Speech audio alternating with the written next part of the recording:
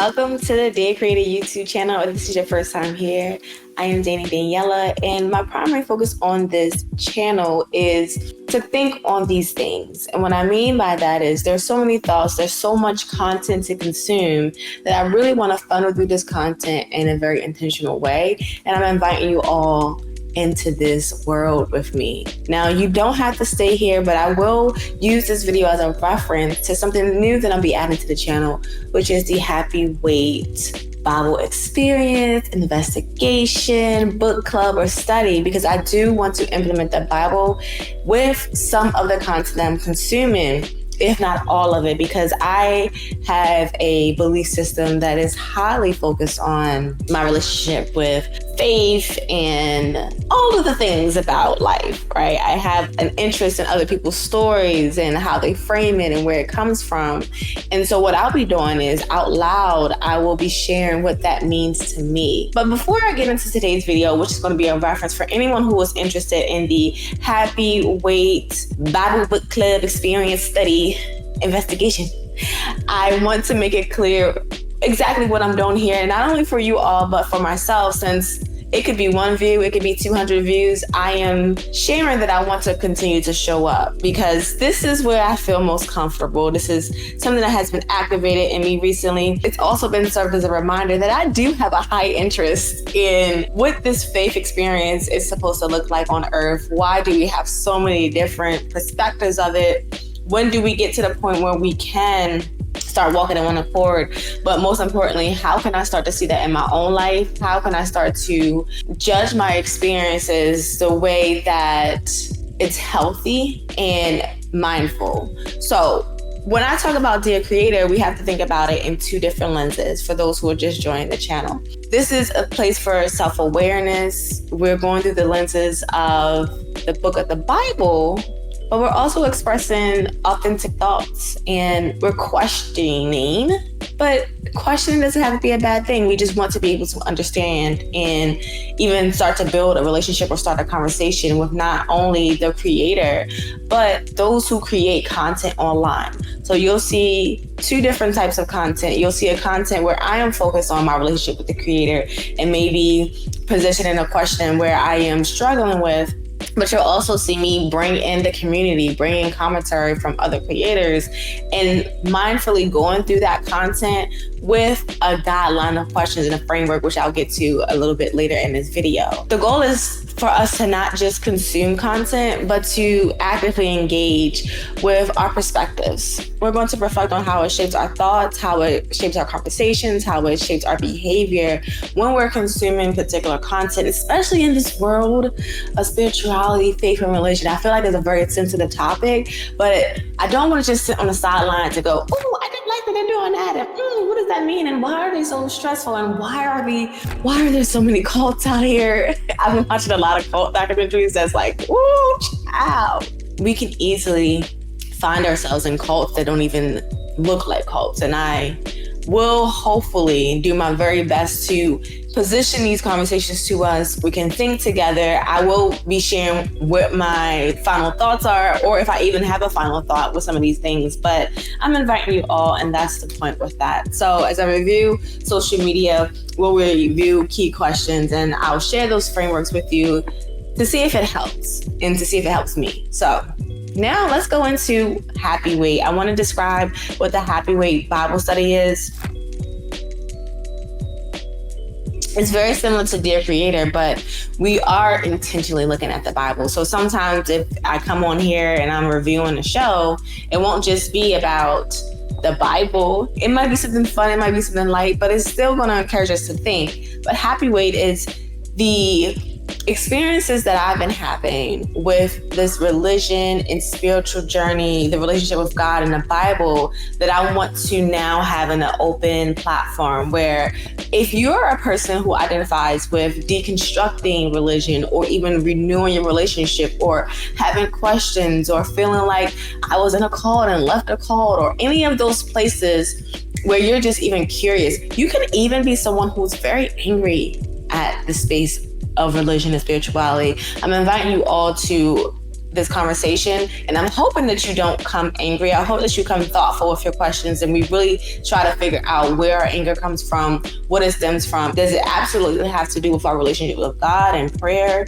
and faith, or does it have to do with the relationship of the people that we interact with, and can we identify the differences? So, happy weight. I'm going to put this on the screen just so that we can start to get an idea of what I want to draw from happy weight. So happy weight is going to be, again, I know I have different, I won't sit on study and I won't sit on book club, because I also want it to be an experience, and I'm using experience for those who I'm inviting into the situation to come in. But I'm intertwining our mind, our body, and spirit with our faith in our humanity. The fact that we have to deal with each other every day, the fact that we are using our tongue, which is a powerful tool, the fact that we impact one another with our tongue and our thoughts and our ideologies, it's very important that we try to understand where they come from.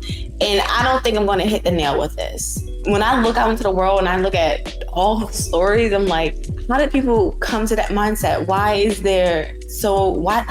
they hate so hard? Why are they so mean? What makes them so nice and so sweet and so compassionate? How do they have so much patience and so much grace? Like, there's so many different angles that we can take. And so my goal here is, what angle do you want to take as an individual? Because we think about self-awareness, we think about self-love, the identity, but really self is important because we want to be able to identify what's our role. We usually look out, and we will be looking out, but sometimes as we look out, there's an opportunity for us to look into position, like, why did I feel so angry when they said that? Why? So most of this is about why. I'm one of those people who, if I was a young child, I could just imagine that I probably had questions on top of questions on top of questions. But I've learned that that journey through questioning definitely got me closer to where I wanted to be. And that is to really have an authentic relationship with God. But even though I'm here, there's so many things outside of that relationship that I'm curious about. It's an interest. It's not so much where, like, I want to do too much deconstructing, but I want to have a space where we all can come over. And for those who are very angry, or for those who are deconstructing, or for those who are renewing, where do we find a common place, if that common place exists? So on the screen, happy weight. This is about embracing the weight in our spiritual journey, not just with patience, but with purpose. It's about understanding the weight of confusion, suffering, and life challenges, and how we can transform that weight into joy. The idea is to choose happiness in our waiting, but also discover what it means to transform that happiness into a deeper, more enduring joy, a joy rooted in faith and truth. So that's how I'm taking happy weight. If you check out my last video, I went through a fast, and one of the things that I wanted to work on the physical realm is I have been eating, right? And I wanted to say to myself, what's going on behind this eating? You say you have a relationship with God. There's these instructions for what you can do. There's this instruction for building your temple. What's going on, right? And so the happy weight for me was really about that weight, not only that weight of like physical weight, but just the weight of going through spiritual experiences and feeling like, oh, this is heavy weight. This is something I don't want to go through. This is something I don't understand, the confusion, the chaos. And I'm actively on this journey trying to figure out, how do I get closer to peace? There's other sections that talk about peace. Why am I seemingly so far away from that, although I chose to come closer to you? And so I sat with happy weight, because, you know, when you get into a relationship, they have this idea or this concept about happy weight, and it's that you start eating, you know, because you just found the love of your life, and so you just eating and y'all just getting big together, right? And that's how I imagine. I imagine when I said, oh, like I'm here again. I feel rooted with this relationship with God. I feel confident. I know that there's power in the name of Jesus. Then all of a sudden, that happiness, that high, that peak became like, oh, like this is a lot of weight. And I was so consumed with content that it got even more confusing. So I had to keep coming back to my source, to what I knew, what I wanted to hold on to. But again, my interest has always been this idea about the way that we think and our thoughts, and just the source of them all. So we have our personal experiences, we have our testimonies, and I love to hear what people think. But I also know that we have to be mindful and careful around all these thoughts that we consume, especially the ones that are being fed to us and impact our behavior. Because if I sit back and I think about life, the way that we think and the way that we behave and the way that we engage with one another, it's important. Even if you decide that you're going to believe in a God or not, there is some value, if not a lot of value, in choosing wisdom, even if you believe that you're not the author of everything that you do and you aren't the one who created yourself and you are in less control of the outcome. It might, this is a hypothesis, but it might support a healthier life or a healthier outcome. I want to continue to pursue that because at some dates and sometimes in my experiences, it's like, well, what's the point? Nobody cares. There's all this craziness going on. But I'll let you know now some of the scriptures that inspire happy weight. And I want for those who are interested in journeying with me to look at these scriptures in your own time. I will be going through these scriptures throughout the journey, and they'll definitely be referenced in a lot of the different studies that we'll have. We go over a week, but I want to go through these scriptures because these are the scriptures, and there's so many scriptures in the Bible. So it's not cherry picking. It's not, these are the things, but I know for me and what was set up for me and designed for me. Okay. So I want to pursue peace. And there is a support system for that. Although there are scriptures that say we might have a little dispute here and there, there's a support system for pursuing peace. And so let me go ahead and put these on the screen. These are some of the scriptures, and I won't go ahead and read them all now. I want you to take the time and read them in your different versions of the Bible. See if my framework is I'm going to look at King James Version first, and then I will look at the different variations, see if there's a lot of differences in between the two, or 3, 4, 5, 6, because there's several of them. But to see if there's a common thread or something that stands out about a different interpretation. But I want to share with you just the scriptures, and then you'll go into that. I'll have a game at the end of today's experience. And if you guys are still here, fun. Okay, so here are the scriptures that I want to share with you all so that inspires happy weight.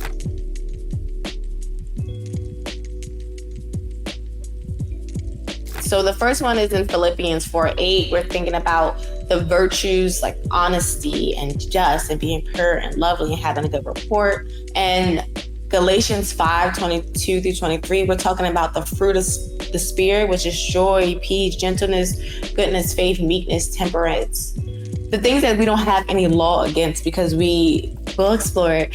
Galatians 6:9 is to be not weary and well-doing. I think that is one of the things that stands out to me in my experiences. Sometimes I feel like in my own mind, and sometimes it's been reiterated that this well-doing doesn't make any sense. This pursuit of peace doesn't make any sense.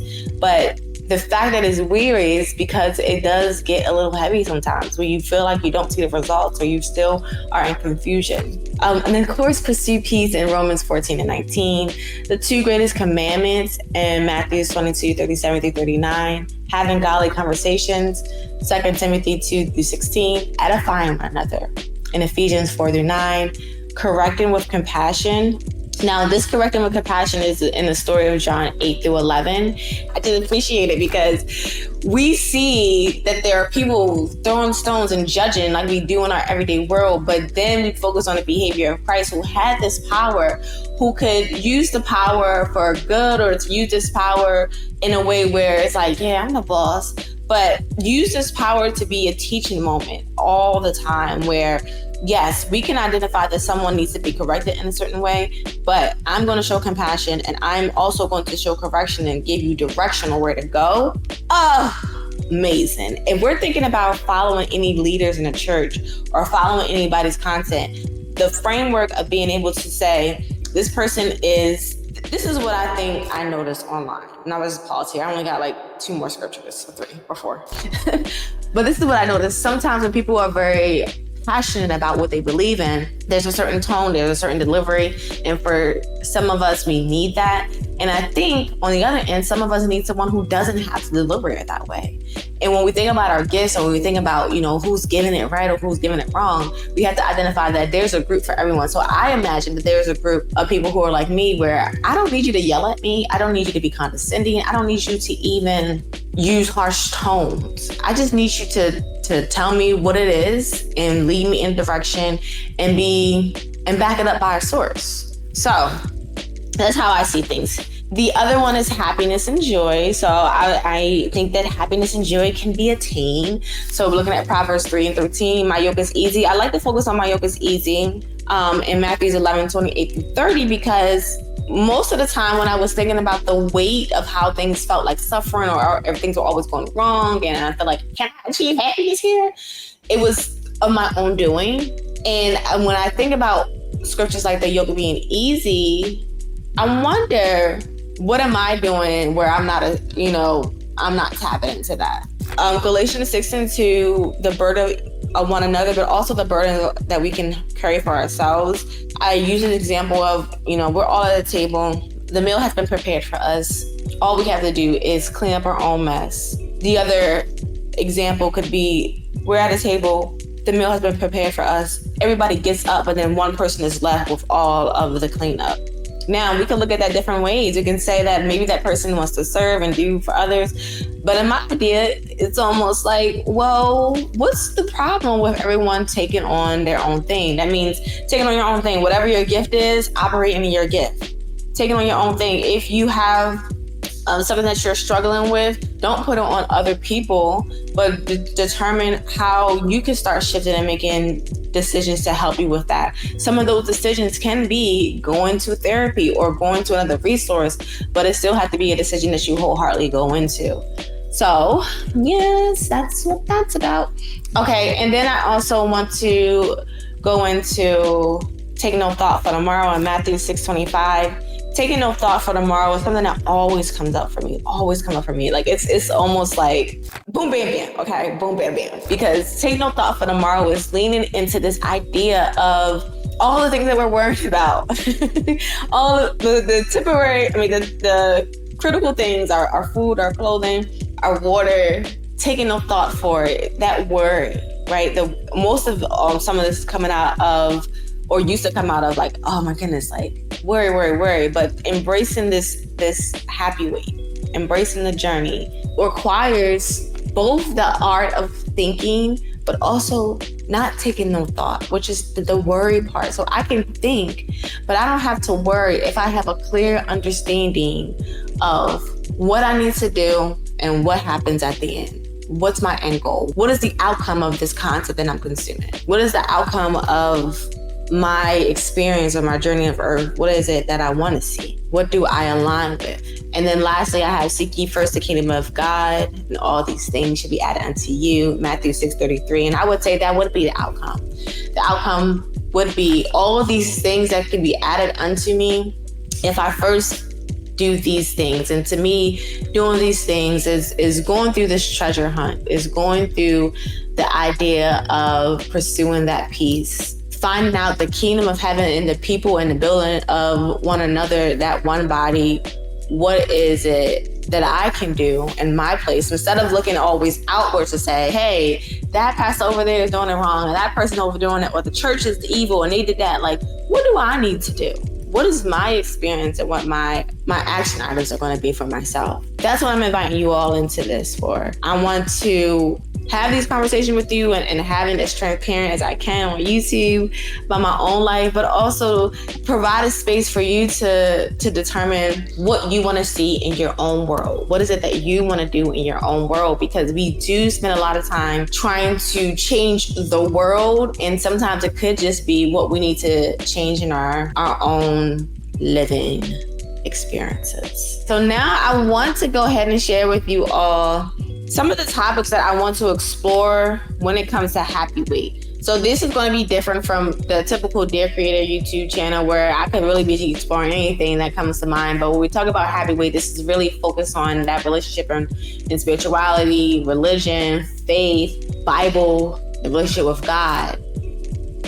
these are some of the topics that I have thought about. I'm curious to know what you all think about when it comes to just this topic of faith and religion and all the things. One thing that comes to mind for me is where religious beliefs come from. I one day, probably a few years ago, realized that anybody can create their own religion. And I thought, like, with all this time being on earth, why did I never know that people could just create their own religion? And so that's something that stood out to me, the fact that people can go ahead down to the courthouse and put paperwork together and just create their own religion stands out to me, right? So this is the opportunity for us to challenge or question long-held beliefs to see exactly what stands and what falls off. The other thing is the history and origins of our religious practices. So sometimes we practice certain things and we practice them because everyone else in our family or our upbringing has practiced them.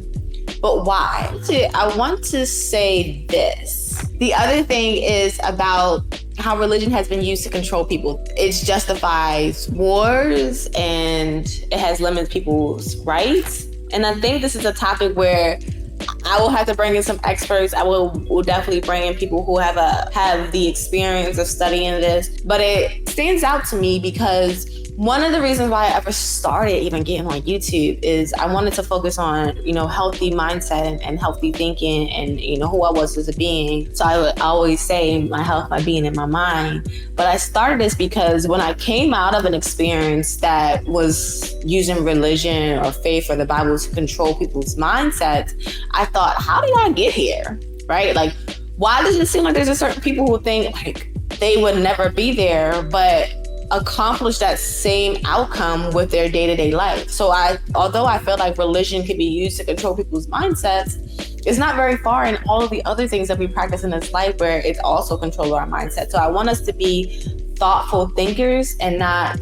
those who are following a cult. So the next thing is spirituality versus organized religion. What does that look like to people? How are people defining that? I want to go through this is where I probably bring in other creators to see what that looks like. I remember having an interview with someone and someone had that question for me and I kept thinking, how do you separate the two? How do you separate spirituality from faith?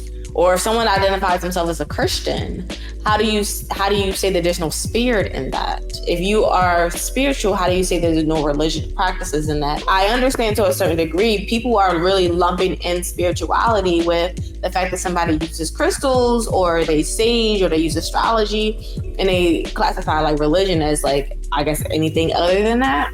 And I wonder how we got there, because I don't remember that being a large separation growing up. It just seems like recently there's this big separation. All right, so next we have negative experiences with religion. So if you're someone who ever had a negative experience where you went into something sincere and pure, you wanted good outcomes, you put your all into it, I definitely want to hear those stories. I want to review those stories. I want to reflect on them because I want to hear what the moment was that tore you away from the relationship with God. And I say that because sometimes it could be that we got tore away from the practices and the faith and the religion, and not absolutely the relationship with God, because it was never really established. But that's just an hypothesis. This is going to be an investigation. The idea of hell, and this really stands out to me because on my channel not too long ago, I responded to someone who's sharing their testimony about hell, and I looked at some content where people were talking about hell, and this is where I noticed that all of us have different journeys, experiences, visions, or lack of, and we also don't know who's lying or telling the truth. And sometimes it takes you having the experience or the vision or the testimony to say, I know this for truth. I know, for instance, for me, I know that there's power in the name of Jesus because I was able to feel it and see it in my actual life, but that didn't happen into my adult life that I actually seen it and experienced it. But before my adult life, there was some roots that took place. There was some practices that took place that actually supported my upbringing, but I don't think it helped me establish a relationship or even see the relationship that I have with God until I was able to really get into it. And I'll share that along the journey. Now, this next one is just rules versus personal beliefs. Now, this is something I want to to talk about a little bit more in detail, because rules versus personal beliefs, we're talking about maybe the commandments, and then we're talking about how people in religion may define those commandments and which ones to use. Like, we are cherry picking, like, oh, we don't do that one anymore because the times we're in now, but we definitely do that one still. That is a place where I'm like, okay, I don't know what you want me to do, and I don't know how you're doing that. Because what? And I want to give an example. So let's say you're in a faith, and the faith says you got to follow all these commandments, and then one of the commandments says that you're not supposed to eat a certain food. But then they'll find another scripture that says, well, we can eat anything. Okay, but what about all these other ones that say, you're not supposed to wear particular clothing, but it's like, oh, we can't do anything about that. I think this is all interesting, because who's determining this, right? How do you know? And when you think that you know, how do you put yourself in a position to condemn someone else or judge someone else because they haven't got that same revelation as you? Especially when you don't have it supported in the Bible. It's just something that you believe should be right or wrong. Okay. This next one is just the Bible and historical events and when they happen. I'm not that heavy about this topic just because it's just not something that inspires me, but I want to have a place for those who are interested in the history of the Bible and looking at some of that in detail through other creators and those who have studied it a lot, just to review it, simply because everything else we can say this happened here and this happened there, and we use these things as a part of our day-to-day of credibility. Like, we know this history is this history, and this is how we learn from it, and we want to be able to learn from our history. But I see the Bible as a book of a lot of stories and wisdom and potentially things that guide us in the future. And so it's very difficult for me in my position right now to look at the Bible in the historical context and really understand it, really, because there's so many different names in there, so many different places where they say it's still here. And like to this day where I'm not at the position, I will definitely make this clear that I am not in a position to be a scholar on these things, but my journey here is to explore them. Okay, so what else do we have? The role of religion today. What does that look like for people? Why is that changing? We'll see that. And then the impact of religious upbringings on our identity. This is big for me. I don't know about you guys, but because this is my journey, it's big for me. This is big just simply because it has really, really been a part of my identity so much. And even if I wanted to, even if I woke up today and said, I don't care about none of this stuff, I will find my way back. Mostly because of this interest, y'all. I'm just highly interested, connected, and out of all the things in this world that we explore and all these books that you can explore, to me, it's like the Bible is just more shinier to me. It's more shinier, especially because I can read a book about self-awareness or mindfulness or bettering yourself and instantly know where that's already in the Bible. And I'm interested in you guys sharing anything as it relates to this Bible, faith, spiritual journey. What topics are you interested in? Did I cover any topics that you think that would be good? Let me know in the comments. My goal here is to make sure that we are thoughtful thinkers and not cult followers. If you get anything from any of these experiences, is you want to be a thoughtful thinker. And being a thoughtful thinker might not mean that your thoughts are going to be the same as God's. You might be able to determine when it's your thoughts, it's a thought of the enemy, a thought that has been sold to you and you brought into it. I want you to be able to at the very least, identify when it's the thought of someone that's not serving you, when it's a thought that's serving you, when it's a thought that is confusing you, when is it a thought that actually you don't understand, but you are walking through faith with because you just decide to, okay? So when I think about all the content that we'll explore, most of this might be, you might look at a clip or look at some scriptures or some stories in the Bible. These are the type of questions that I want us to think about. And this is something that's going to be reoccurring. So this is the framework of the question. What is the message saying? What is the goal of the message? Think about this in your everyday life. Even if I'm talking to someone and I am in dispute with them, if I can remove myself from what I want to say to them so bad and actually listen to what their goal is or what I think their goal is, I want to be able to stop and pause and then position that to them. Are you trying to say this? If not, I need some more understanding. Did I explore any context around the text or the person speaking, the creator? If we look at content creators, did I explore context around it? Because sometimes we get so many short clips online that we take that short clip and we just run with it, and we don't even take the time to run to the rest of the content. And that's important because even a short clip can be manipulated.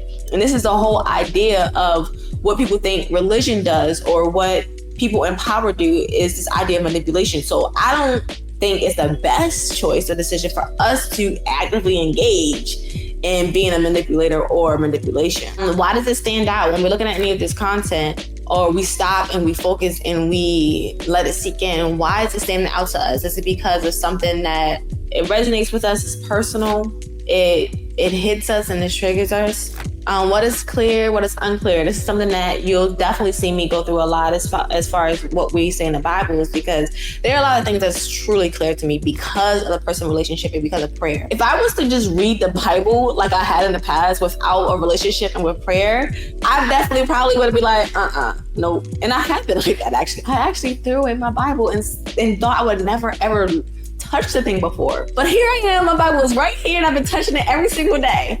I know that now when I read it and I open it, it's a totally different experience than reading it and opening it and not having a relationship and not praying about what it is I want to, or what it is I'm consuming.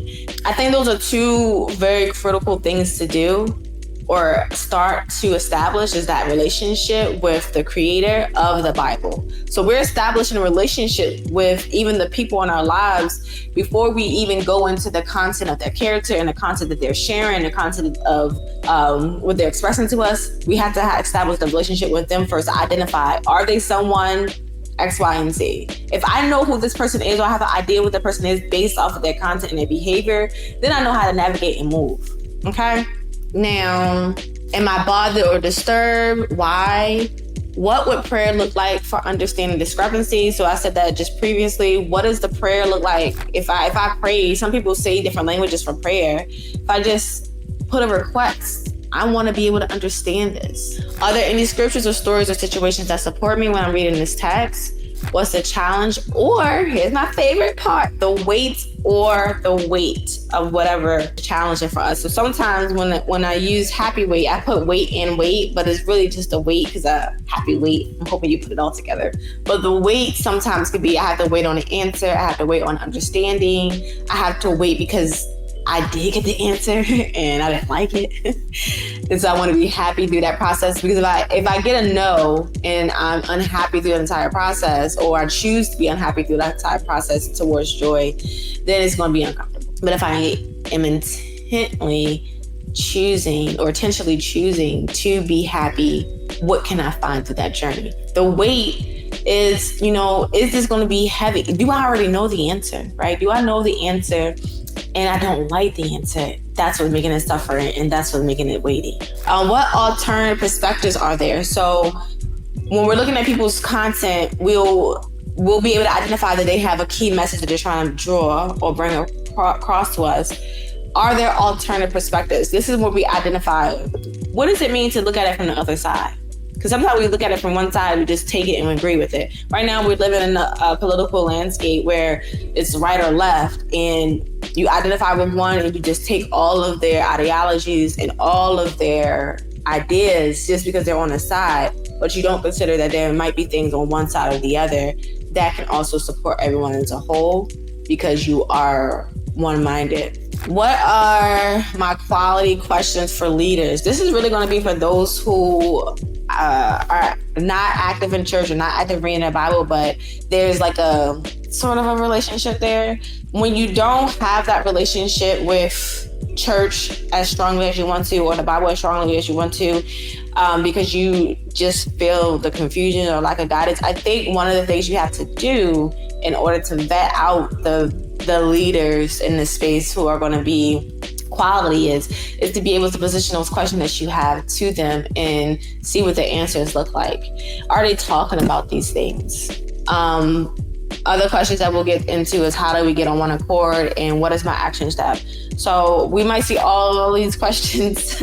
We might see some of these questions, but again, when you're here with me, or I mean, honestly, you don't have to be here with me, but what you'll see here is me kind of going through some of those. If you're deconstructing, if you never read the Bible, if you want to study the Bible, if you're rebuilding, even if you're angry with the Bible, I invite you here. I do want you to share your thoughtful perspective. But again, even if you're the person that's angry with the Bible, I want you to practice, because this is all, to me, a practice. I want you to practice in the comments. How can I enter this conversation without also having to enter in an angry tone or condescending tone?